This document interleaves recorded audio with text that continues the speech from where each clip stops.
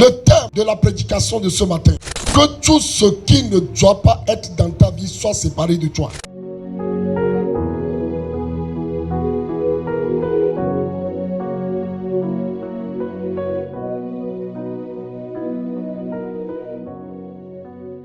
La prédication de ce matin nous appelle encore à une prise de conscience. Et il y a des choses, lorsqu'elles n'existent pas dans ta vie, tu ne pourras jamais arriver. Tu as besoin des choses, tu as besoin des personnes. Lorsqu'elles ne sont pas dans ta vie, tu ne pourras pas arriver. Comment est-ce qu'une femme peut concevoir dans la vie physique, à l'exception de Marie, si elle n'est pas mariée? Comment est-ce qu'un homme peut avoir des enfants lorsqu'elle n'a pas de femme? Comment est-ce que quelqu'un peut être béni s'il ne travaille pas? Il y a des choses, lorsqu'elles ne sont pas dans ta vie, tu ne peux pas arriver. Donc tu as besoin des choses, tu as besoin des personnes, tu as besoin des relations qui doivent nécessairement exister dans ta vie afin que tu n'arrives. Mais à l'opposé, il y a des choses dont tu n'as pas besoin. Mais ces choses-là existent dans ta vie, mais ce sont elles qui te bloquent. Ce sont elles qui sont en train de détourner le plan de Dieu sur ta vie. Nous devons comprendre que ce qui est nécessaire, c'est le plan de Dieu et son accomplissement. Ce qui doit plus nous préoccuper lorsque nous nous marions, lorsque nous sommes dans des relations, lorsque nous travaillons, lorsque nous servons Dieu, lorsque nous prions, ce qui doit plus nous préoccuper, quel est le but de Dieu? Quel est le modèle de Dieu? Qu'est-ce que Dieu veut?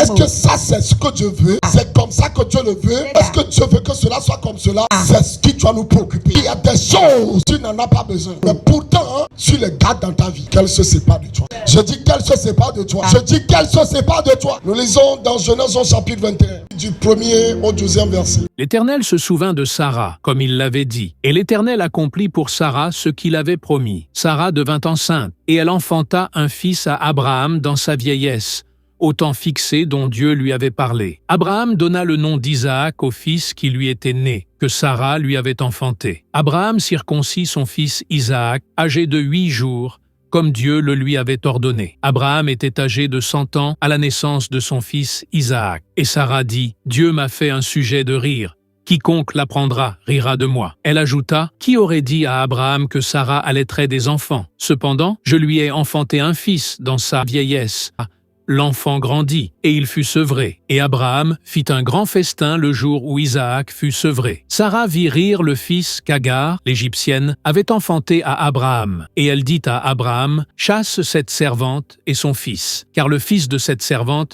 n'héritera pas avec mon fils, avec Isaac. » Cette parole déplut fort aux yeux d'Abraham à cause de son fils. Mais Dieu dit à Abraham, « Que cela ne déplaise pas à tes yeux, à cause de l'enfant et de ta servante. Accorde à Sarah tout ce qu'elle te demandera, car c'est d'Isaac que sortira une postérité qui te sera propre. »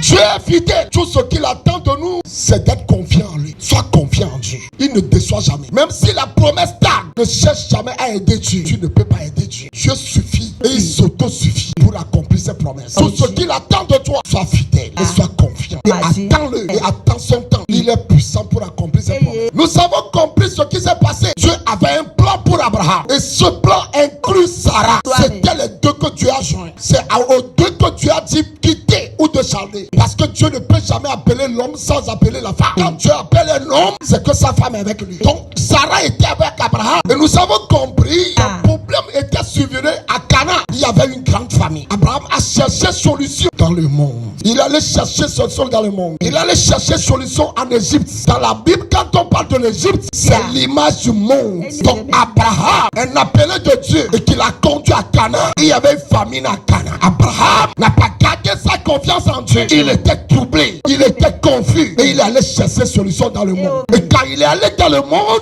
à cause de sa femme qu'il a livré lui-même, parce que dans le monde, il va dire que sa femme c'est sa soeur. Il a livré sa femme. Sa femme a été donnée à Pharaon. Et Pharaon a payé la dot à Abraham. Donc Abraham a reçu des choses de Pharaon. Moi je dis qu'il a reçu la dot. Parce qu'à cause de Sarah, en réalité la femme d'Abraham, qu'il a dit que c'est sa soeur, Pharaon l'avait prise. Et il était dans la voie de la mariée. Et dans ces conditions-là, Abraham était bien traité. Il était bien traité, non pas parce que sa femme Sarah était considérée comme sa femme, Mais jusque-là, sa femme est considérée comme sa sœur. C'est à ce titre-là que Pharaon a bien traité Abraham. Il a reçu des années, des ânes, des bœufs, des richesses, de l'or, de l'argent, des serviteurs, des servantes et aussi Agar. Tous les serviteurs n'étaient pas problème. Toutes les servantes n'étaient pas problème. Mais le monde donnant, il sait ce qui va te donner, qui peut te détruire. C'est pourquoi ayons confiance en Dieu dans nos difficultés. En tant qu'enfant de Dieu, invoquez Dieu. Cherchez la face de Dieu. Cherchez solution auprès de Dieu. Abraham est allé chercher solution dans le monde. Il a reçu des choses. Donc le monde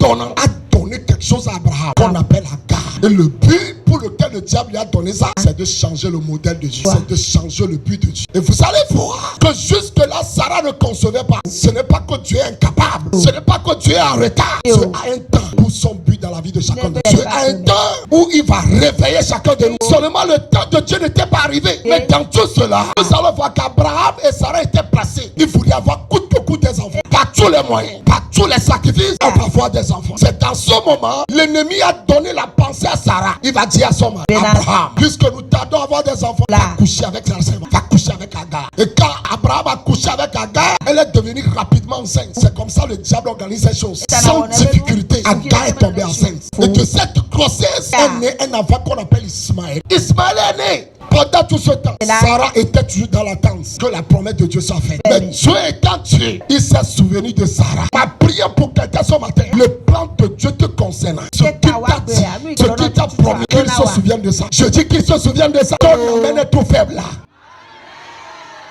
Je dis que ton Dieu se souvient de toi ce matin. Que l'Éternel se souvienne de toi ce matin. Ce qu'il t'a promis, qu'il se souvienne de toi ce matin. Alléluia. Donc, Dieu s'est souvenu de Sarah. Sarah devait enceinte et accoucher d'un joli garçon que Abraham a nommé Isaac. Au 8e jour, selon les thèmes de l'Alliance dans Genèse chapitre 17, Abraham a circoncis Isaac le 8e jour. Et quelques temps après, l'enfant fut sevré. Ce n'est pas au 8e jour, hein, mais quelques temps après. Et le jour où l'enfant fut sevré, Abraham a organisé un grand festin.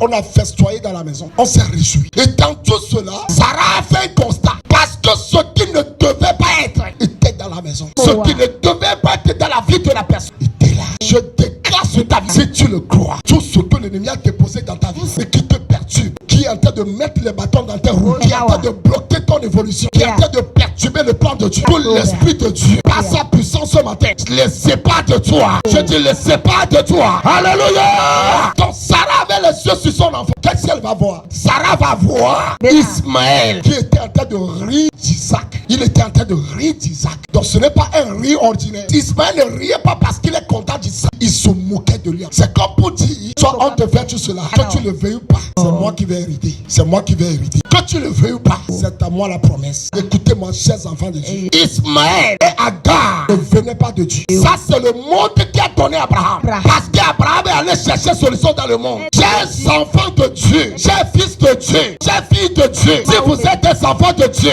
ayez confiance en Dieu dans toutes vos situations. Tu veux te marier, demande la vie de Dieu. Prie, demande à Dieu de te révéler ton mari. Ne t'en vas pas dans le monde pour chercher solution parce que tu veux des enfants. Donc, Ismaël a grandi. Il a pratiquement 17 ans. Isaac venait d'avoir peut-être 2 ans. Mais dans le secret, Ismaël, il riait. Isaac, il se moquait de lui. Ce qui est en vie ici, c'est le plan de Dieu. Et quel est ce plan? Isaac devait naître. Et par lui, Israël sortira. Israël ne sortira jamais d'Ismaël. Jamais, jamais, jamais. Ce n'est pas le plan de Dieu. Isaac est celui par qui Israël sortira. Donc dans le plan de Dieu, Isaac naîtra. Et il est né. Je déclare. Ce qui doit naître, selon le plan de Dieu dans ta vie, est en train d'être conçu. Je dis est en train d'être conçu. Je dis est en train d'être conçu. Cela naîtra. Ismaël. Ils se moquaient d'Isaac. Bientôt même, je vais te tuer. Tu penses que tu vas avoir la paix ici? Quand moi je suis ici, la manière dont papa te traite, il t'a fait fête quand on t'a sevré, non? Moi, je n'ai pas connu ça. L'amour qu'on te manifeste, c'est là. Je vais te tourmenter si tu vas voir. À côté de moi ici te sera mais. C'est ce qu'il avait dans sa pensée. Ils se moquaient d'Isaac.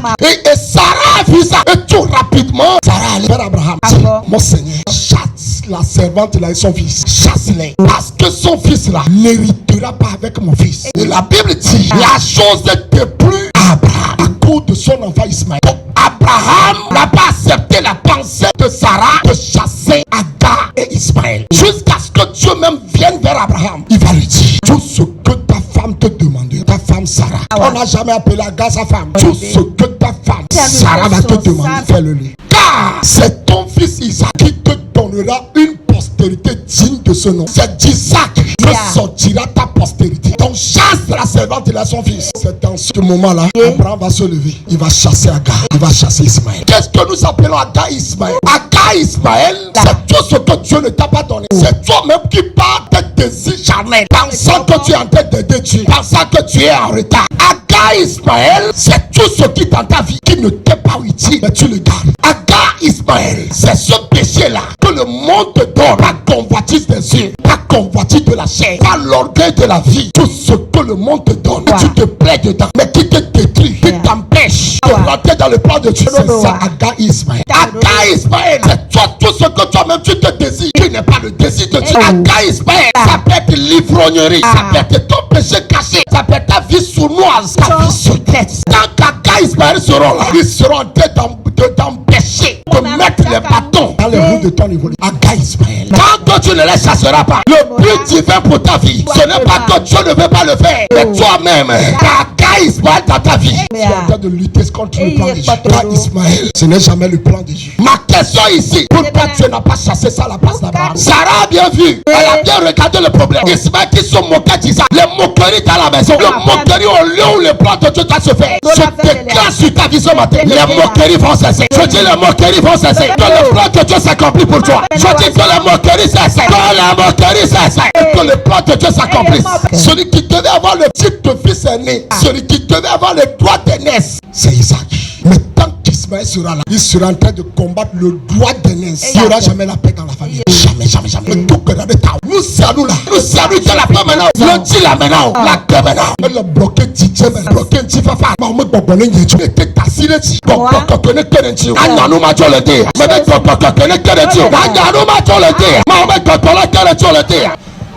Si seulement Abraham avait eu le discernement, le jour où sa femme lui disait il faut coucher avec Agar, s'il avait envie le plan de Dieu, et qu'il a dit à sa femme, je sais que nous cherchons des enfants, mais Agar, je ne vais pas coucher avec elle. Ce sera leur délivrance. Mais parce qu'il s'est entêté aussi, il a couché avec Agar. Problème. C'est pour ça qu'Israël devait aller souffrir 430 ans en Égypte. Ce n'est pas un plaisir de Dieu qu'Israël aille souffrir en Égypte. Non. Vous savez pourquoi Israël allait souffrir pendant 430 ans en Égypte? Parce que le modèle de Dieu pour Israël avait été changé. Parce qu'une Égyptienne est venue à Cana. Et à Cana, elle a donné un fils premier. Alors que c'est le fils premier né normalement qui devait hériter. Et selon le plan de Dieu, c'est Sarah qui devait concevoir cet enfant qu'on doit appeler Isaac. Mais Agar, par le rude du diable, l'Égyptienne a donné naissance à un enfant qu'on appelle Ismaël. Donc pour que l'Israël puisse récupérer son droit d'aînesse, il faut qu'Israël aussi retourne en Égypte. Ce n'est pas un plaisir pour Dieu, mais un modèle a été changé. Un plan de Dieu a été renversé. Donc Israël devait aller souffrir pendant 430 ans. Et la nuit où Dieu l'a délivré, il a fallu que tous les premiers-nés des Égyptiens, animaux comme hommes, femmes, meurent d'abord. Et la nuit là, Israël a récupéré son droit d'aînesse. Israël est devenu le premier-né en Égypte. Il y a des choses, si tu continues à t'amuser avec, tu vas arriver dans 15 ans devant, tu vas encore retourner en arrière. Ce que tu dois corriger aujourd'hui, que tu t'entêtes à corriger, tu vas aller à 20 ans. Et à 20 ans devant, c'est là où la chose te sera claire. Et tu vas te dire, si je savais. Écoutez-moi, parce que tu es en train de parler à quelqu'un. Et beaucoup sont comme ça. Aujourd'hui, à l'heure de séparer ça, ils pensent que c'est Dieu. C'est Dieu. Non, continue dedans. 20 ans. Certains s'en aperçoivent seulement au jour de leur mort. Et c'est sur leur lit de mort, ils disent à leurs enfants, ça là qui m'est arrivé, vous là ne permettez jamais. Parce qu'ils se sont rendus compte plus tard, aujourd'hui. Alors que tu écoutes la voix de Dieu, c'est le meilleur moment de repousser chemin. Et d'aller dans 5 ans. Ce que tu devais laisser il y a de cela 5 ans, aujourd'hui fais un demi-tour. Si seulement Abraham avait fait ça, il aurait évité 430 ans de servitude de sa génération. Il aurait empêché cette souffrance-là de 430 ans, puisqu'il n'a pas corrigé ça. 430 ans de souffrance pour corriger le modèle, pour reprendre le plan de Dieu. Isaac devait naître sans Ismaël. Israël devait continuer à régner sur Canaan. Il va avoir son droit d'aînesse. Mais parce qu'Ismaël est né, il faut partir en Égypte dans la souffrance, dans les humiliations. C'est là, la nuit de leur sortie, Dieu va dire aujourd'hui, tous les premiers-nés des Égyptiens doivent mourir et que mon peuple reçoive son droit d'aînesse. La question que je te pose, jusqu'où tu continues avec les bêtises, des choses que tu dois abandonner aujourd'hui, être sincère avec le but de Dieu, au modèle de Dieu, à ce à quoi tu t'appelles, à ce que Dieu te promet, à ce que Dieu te dit. C'est seulement aujourd'hui, tu peux être sincère et t'attacher à ça. Dieu va t'accompagner et tu vas éviter beaucoup de souffrance dans ta vie. Tu vas empêcher beaucoup de pression dans ta vie, beaucoup de honte dans ta vie.